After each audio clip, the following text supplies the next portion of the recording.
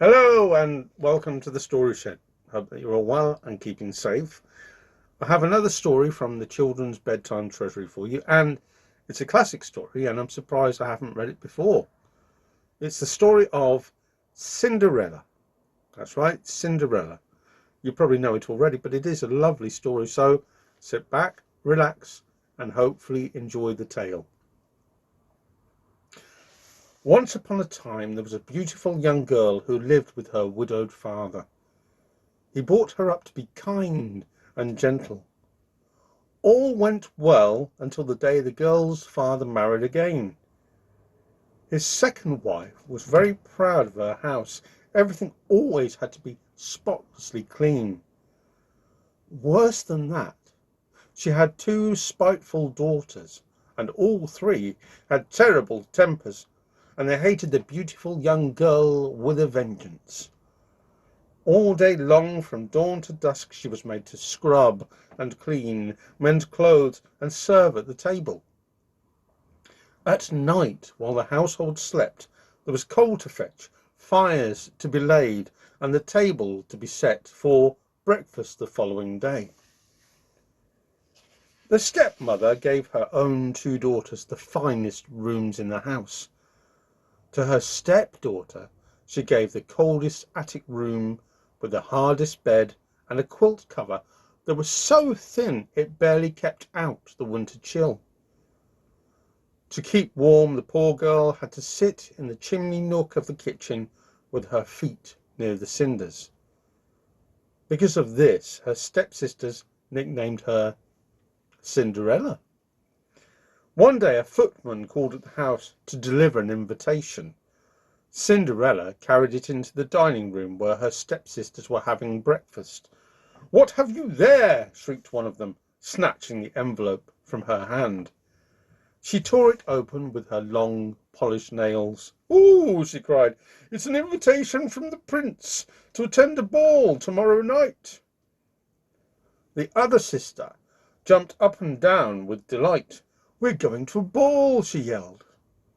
"Am I invited too?" asked Cinderella shyly. "You!" cried the elder sister. "You invited to the palace ball!" cried the other sister, and they both burst into fits of laughter. The elder sister, who was very plump, laughed so much that she became quite breathless and had to ask Cinderella to loosen her corset. The sisters spent the next day preparing for the ball, and Cinderella was kept very busy pressing and starching the girls' ball gowns, curling their hair, and fixing bows and ribbons. They told her to lace their corsets extra tight to make them look slimmer. She was made to run hither and thither all day. "Fetch my pearl necklace," called one. "Polish my party shoes," demanded the other. At last both sisters were ready to go and set off by carriage to the ball. "Don't wait up!" they shouted out of the window to Cinderella as the coach sped away. Cinderella went back into the kitchen. Now the house seemed calm and quiet at last. She picked up a broom and danced slowly around the room, imagining that she was at the ball. How wonderful it would be to go to the ball, she sighed wistfully, and sat down by the fire where it was warm and started to cry. "Don't cry, my child," said the gentle voice. Cinderella looked up to see a beautiful stranger standing before her. Who are you?" said Cinderella. "I am your fairy godmother," came the reply. "Now dry your tears." "Would you like to go to the ball?" said the fairy. "Oh, yes, please," cried Cinderella, leaping up.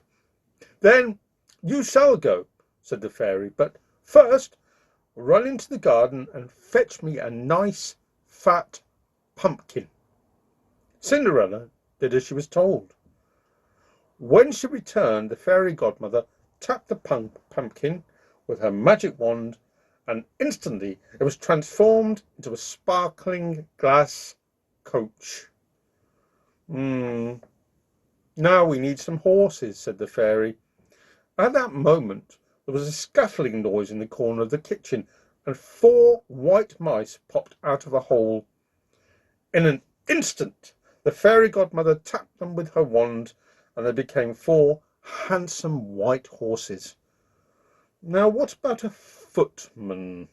She said. Before Cinderella could speak, she tapped Cinderella's black cat, and there before her eyes stood a footman. "Now, there's just one more thing we need before you go," said the fairy, "and that's a coachman." Cinderella looked about the kitchen and scratched her head. Then she ran into the garden and came back with a live frog. "Will he do?" she asked the fairy godmother. "Indeed he will," replied the fairy, tapping the frog. And suddenly there was a coachman standing by the coach. "All aboard!" he cried. Cinderella was just about to leap inside when her godmother called her back. I nearly forgot about something," she said. The tip of the wand touched Cinderella's ragged clothes, and Cinderella looked down to see, to her astonishment, that she was wearing the most beautiful ball gown that there ever was. At her neck glittered a diamond necklace, and on her feet were a dainty pair of glass slippers. "Have a lovely time at the ball," said her godmother, "but do not stay a minute, not a minute, I say not a minute longer than midnight. For on the stroke of 12, everything will be as it was before." And with that she vanished. When Cinderella arrived at the ball, she found herself in a dazzling ballroom filled with people. Everyone stopped to stare at this beautiful girl, and soon the prince himself approached and asked her to dance. Who is she? People were asking. The prince and Cinderella danced together all evening. The stepsisters watched, never once guessing who she was.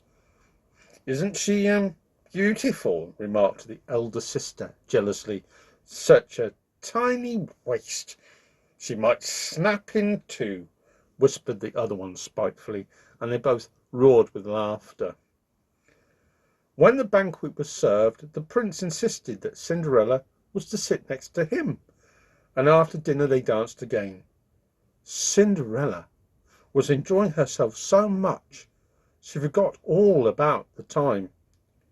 It was only when the clock struck midnight that she remembered her godmother's warning. She fled from the ballroom without a backward glance. The prince hurried after her, but she ran faster than he could. As she sped down the steps, her ball gown turned to rags, and she dropped one of her glass slippers. The prince picked it up. By the time she reached home, poor Cinderella was exhausted. Soon her sisters arrived home. "There was the most beautiful princess at the ball," said one. "The prince fell in love with her, and he was deeply saddened when she left at midnight," said the other. As for the prince, he spent all night with the glass slipper pressed to his cheek, mourning the loss of the most wonderful girl he'd ever set eyes upon. The next morning he was determined to find her. He sent his servants to all corners of the kingdom. "I will marry the girl whose foot fits this slipper," he declared. Well, every princess, duchess, and lady in the kingdom tried on the slipper, but none of them could fit the tiny shoe on their feet. At last, the servant called at the house of Cinderella and her stepsisters. "Me first!" they cried, pushing each other out of the way. One sister tried on the slipper, but her toes were so fat that she couldn't squeeze them into the dainty shoe. Then the other sister tried, but her toes were so long they wouldn't fit either. Cinderella had been watching from her corner by the fire. Now she came forward shyly. "May I try on the shoe?" she asked. The stepsisters shrieked. "Don't be absurd, you weren't even at the ball." But the prince's servant said, "If you wish to try on the slipper, then you shall." Cinderella slid her foot into the glass slipper, and of course it fitted perfectly. The stepsisters were completely speechless with rage. At that moment there was a flash of bright light, and Cinderella's fairy godmother appeared. She touched Cinderella with her magic wand, and immediately the girl's rags were transformed into the ball gown she'd worn the night before. Then her sisters recognized the beautiful princess they'd seen at the ball. They fell upon their knees and begged forgiveness for the way they treated her, hoping that they too might be invited to the palace. The servant escorted Cinderella to the palace, and when the prince saw her, he immediately asked her to marry him. At the wedding there was much rejoicing, and the sisters were so well behaved that they too received marriage proposals, and, as in every good fairy tale, they all lived happily ever after. And that's the end of the story of Cinderella. Hope that you enjoyed it. Maybe you could write to us and tell us of any of the stories that you'd like to hear, or poems, or if you've written anything yourself, you could contribute it so that I could read it for you in the story shed. Be well, stay safe, and for the time being, bye bye, bye bye, bye bye.